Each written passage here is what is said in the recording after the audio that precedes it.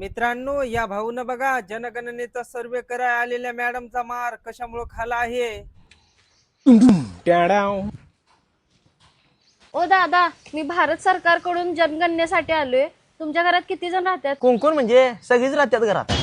तुमचे mummy papa अहो नाही आहेत होते. कधी वारल्यात मग ते? अहो मॅडम बाहेर गेल्या तो.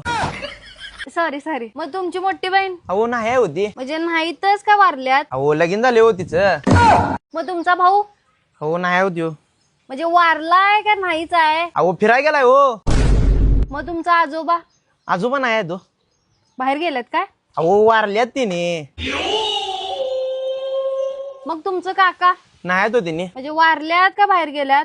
अहो मॅडम मुळात काकाच नाही आहेत मला. हे जरा धरताय. धरतो. हो मॅडम मॅडम. घरात राहतात ती सांग की, नसणारी कशाला सांगा लागलायस? आणि इकडे मला तुमच्या घरात जनगणनाच करायची नाही. मॅडमचं डोकं खराब झालं ना राव. कुठनं येतात असली.